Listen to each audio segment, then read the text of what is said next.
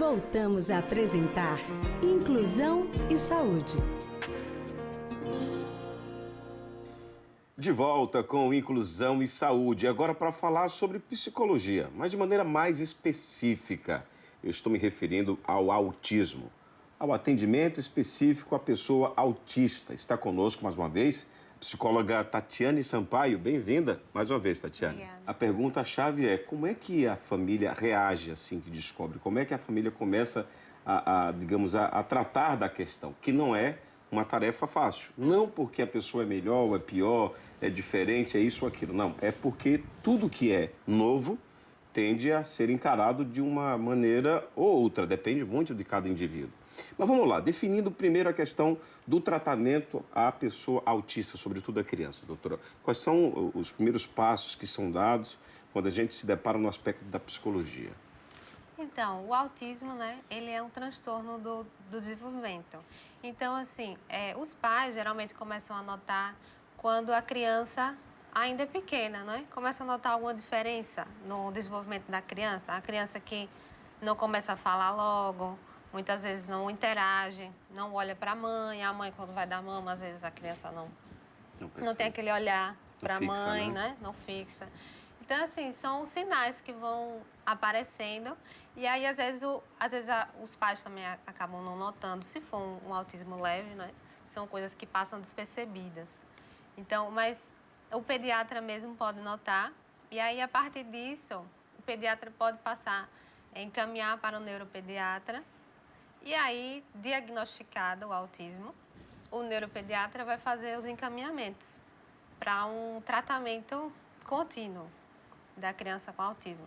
Vai encaminhar para psicólogo, fonoaudiólogo, fisioterapeuta, terapeuta ocupacional, para fazer esse acompanhamento da criança. Porque tem alguns casos que a gente já acompanhou, já tivemos outros profissionais aqui, inclusive uma fonoaudióloga especialista a tratar de pessoas autistas, e ela estava comentando que muitos casos, quer dizer, quanto mais cedo você vai descobrindo, é uma tendência do acompanhamento ser melhor, do desenvolvimento, né, dessa interação social, porque já tivemos até odontólogos, né, aqui falando sobre isso. Como você, por exemplo, dá um tratamento a uma pessoa autista, dependendo do grau, né, do autismo, já que ela não confia em todo mundo. Tem uma característica muito específica, dependendo do grau. Como é que ela vai confiar? A pessoa dita normal vai sentar numa cadeira de dentista, cheia de medos e cheia de tanta coisa, nem imagine aquela pessoa que tem um mundo muito particular, tem uma visão diferenciada, né, do que seria tudo isso que a gente está enxergando, chamado de natural. Então, como é que ela vai confiar se ela já tem todos esses aspectos muito peculiares? Então, no caso da psicologia, qual é a utilização, digamos, dessa área da medicina para que esse desenvolvimento da pessoa autista seja o melhor possível? Olha, a gente vai trabalhando isso nas terapias, né? A gente vai tentando ampliar o repertório comportamental, certo? Então, vai de cada criança, a depender do desenvolvimento dela. Então, ela precisa ser acompanhada já inicialmente.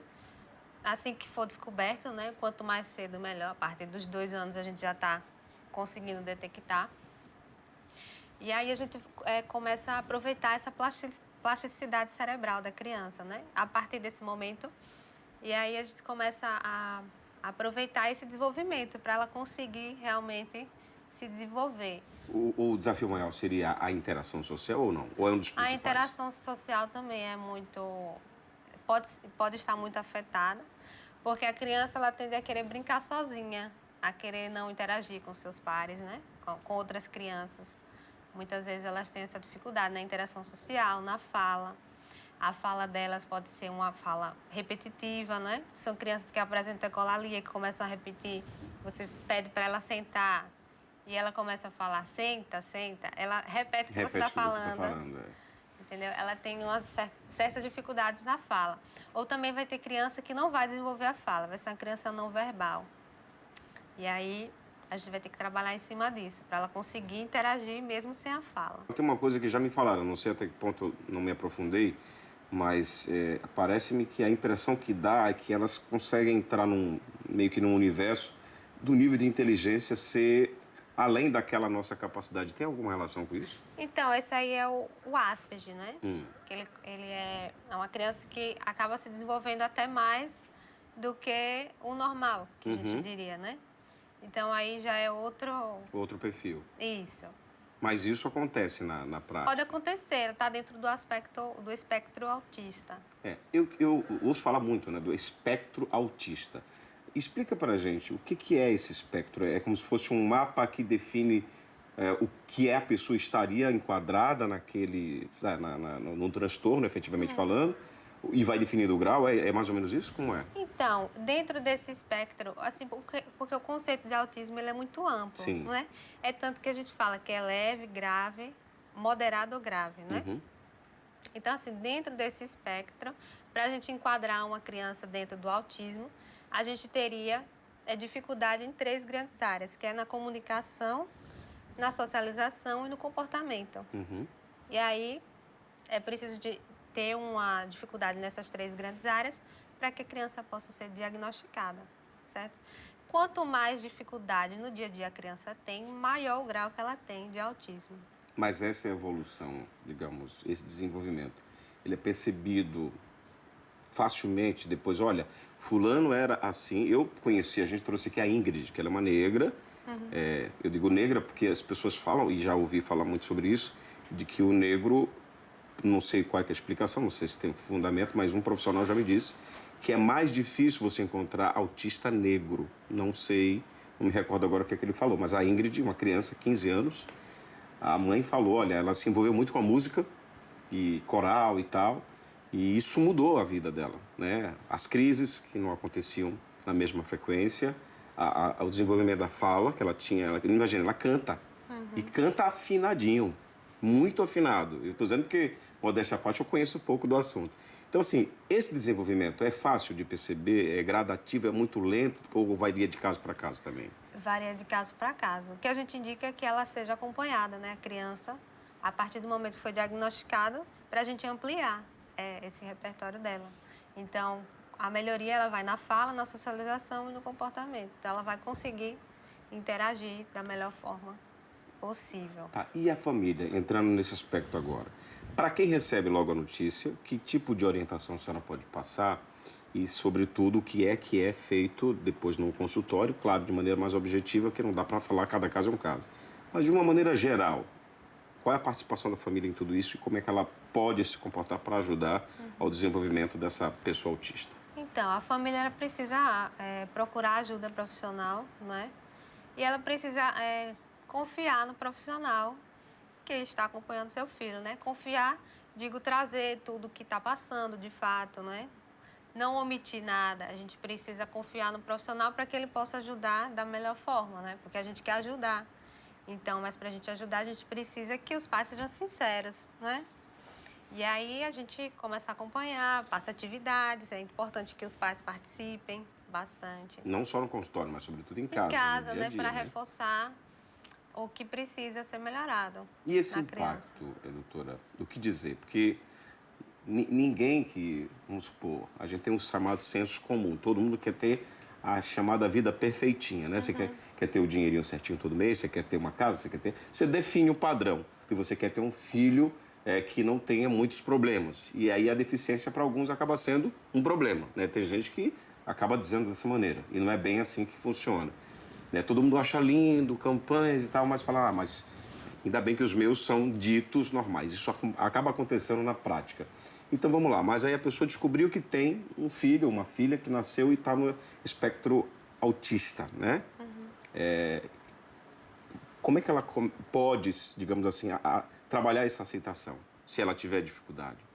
Olha, se ela tiver dificuldade, é importante que ela procure um profissional da psicologia, a mãe, né? O pai, os pais, para ter esse suporte emocional, né? Porque, assim, o autismo, né? Mesmo que ele seja acompanhado, ele não vai deixar de ser autismo. A gente pode ampliar o número de repertório de comportamento da criança, né? Diminuir os sintomas, muitas vezes até com medicação psiquiátrica, né? Ou neuro, que vai passar, ou psiquiatra. Mas a gente vão ter coisas que a gente vai aprender a lidar com os problemas, né? A gente vai ter que aprender a lidar com os sintomas da criança. Com as limitações e tal.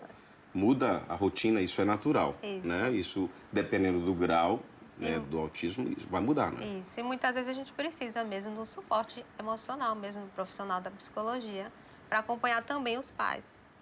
Bom, quero agradecer a senhora mais uma vez por ter vindo aqui. E se quiser deixar alguma mensagem para os pais, né, para qualquer que seja a família que está nos assistindo, fica à vontade nesse sentido do que a gente falou agora. Gente, é importante que vocês tenham, né, esse amor pelos seus filhos e possam, de fato, estarem acompanhando, né, levando para os profissionais que possam fazer esse acompanhamento deles. E se vocês também quiserem, né, eu aconselho que vocês também tenham um suporte emocional com o profissional da psicologia também. Bom, obrigado, doutora Tatiane Sampaio, psicóloga, e até a próxima oportunidade, se Deus quiser. Obrigada. Nosso Inclusão em Saúde de hoje fica por aqui, agradecendo demais a você pela audiência. Eu peço que compartilhe, né, nas suas redes sociais os conteúdos, vai lá no YouTube, www.youtube.com/APAI-Aracaju, dá um like lá, se inscreve no canal.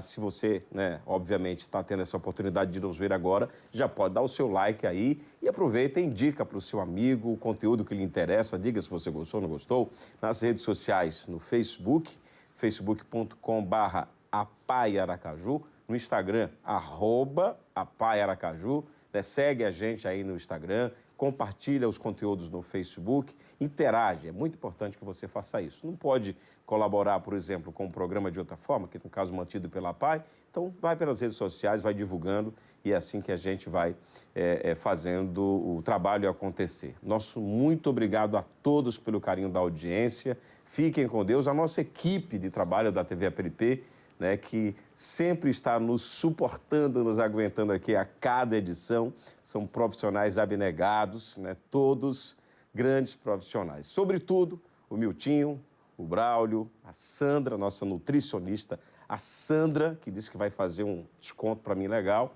e o nosso querido Jorge, o diretor, né, nosso diretor de TV. Obrigado mesmo a todos e à direção, né, a superintendência aqui da APLP, meu querido Francisco Ferreira, querido Chiquinho. Fiquem todos com Deus e até a próxima edição, se Deus quiser.